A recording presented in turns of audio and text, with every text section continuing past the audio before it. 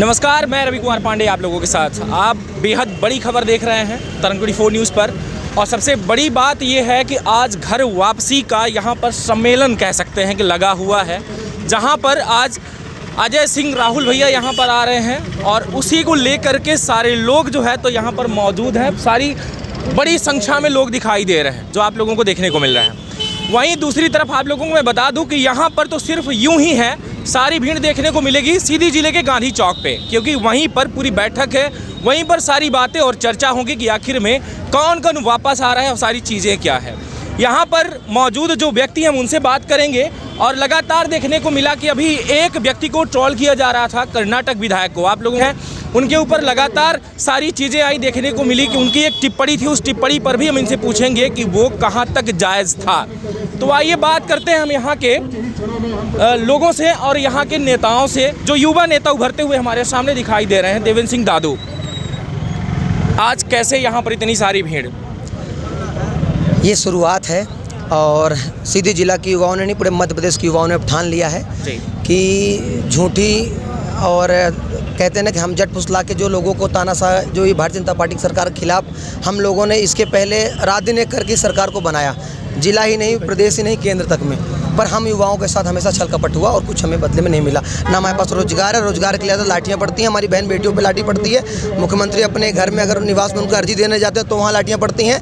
परीक्षा के फॉर्म भर ले जाते हैं, एग्ज़ाम नहीं होते हैं। तो इस तरह से कई सैकड़ों मुद्दे हैं जिसको लेके अब युवा संगठित हो रहा है। और ये आज से शुरुआत है सीधी जिला की कि घर वापसी का जो कार्यक्रम आदरणीय अजय सिंह राहुल भैया के नेतृत्व में आप देख रहे हैं जिले में हो रहा है कि हज़ारों संख्या में अब युवा जो भारतीय जनता पार्टी के वादों से रुष्ट होकर अब कांग्रेस में शामिल हो रहा है। साथी अभी लगभग देखने को ये मिला कि कुछ लोग आते हैं और यहाँ से त्यागपत्र लेकर आते हैं, मीडिया को बुलाते हैं। मीडिया को बुलाने के बाद फिर बैठक होगी, बाकायदा सारे लोगों के सामने बोलेंगे। एक मीडिया नहीं बल्कि यहाँ 10-20 मीडिया को इकट्ठा करेंगे, बोलेंगे कि मैं ये पार्टी जो है गंदी पार्टी है, और सारी चीज़ों को इतनी गंदी बता के और दूर हो जाते हैं। अगली सुबह फिर से उसी पार्टी में घुस जाते हैं, चले जाएंगे फिर से और अपने आप को फिर से वहीं स्थापित करने के बाद सीना फिर चौड़ा करते हैं। इस बारे में आपका कहना है? लोकतंत्र की कैसे हत्या हो सकती है, संविधान का कैसा हनन हो सकता है, ये भारतीय जनता पार्टी से सीखिए।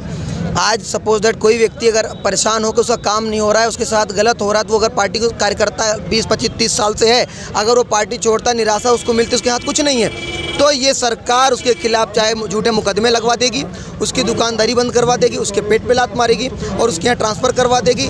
ये चंद भारतीय जनता पार्टी से मिले लोगों को जो दलाली करने वाले अफसर हैं, ये दबाव बना के, ऐसे कार्यकर्ताओं को दबाव बना के वापस कहा जाता है कि अगर आप हमारे दल में नहीं आए, वापस आपने उसमें माफ़ी नहीं मांगी तो आपके साथ ये होगा। इस तरह से कई तमाम बहुत सारे मुद्दे आए हैं, पर अब मैं कह रहा हूँ कि अब शुरुआत हो चुकी है, हम संगठित हैं और युवा इसमें अलग नहीं जाएगा। जैसे कि हम बात करेंगे कि ज्ञानेंद्र अग्निहोत्री जी ने पार्टी को छोड़ा था, फिर वो गए वहाँ पर, उनको वहाँ पर ऐसा लगा कि शायद पार्टी ये सही नहीं है, इसके बाद उन्होंने त्यागपत्र वहाँ भी दिया और वापस आ गए आपके पास। वहीं नीरज पांडे की बात मैं कर रहा था अभी आपके सामने, जो आप लोगों को पता भी चल गया होगा कि मैं किसकी बात कर रहा हूँ। उन्होंने ये कहा कि पार्टी के जितने भी सदस्य हैं किसी को भरता हुआ नहीं देख सकते, मैदान में काम नहीं करना चाहते।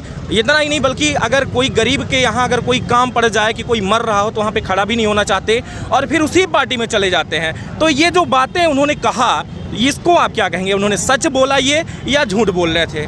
देखिए, ज्ञानेंद्र अग्निहोत्री जी ने जिस तरह से, हम ज्ञानेंद्र अग्निहोत्री बस गुमराह नहीं हैं, सीधी प्रदेश और केंद्र के हर युवा और हर व्यक्ति गुमराह ये भारतीय जनता पार्टी ने जो प्रोपोगंडा रच के किया है कि हम झूठे सपने दिखाए, नौकरी के दिखाए, पैसा के दिखाया, एजुकेशन के दिखाया, स्मार्ट इंडिया दिखाया, जिस तरह से उन्होंने दिखाया, इसी तरह लोग भी गुमराह थे।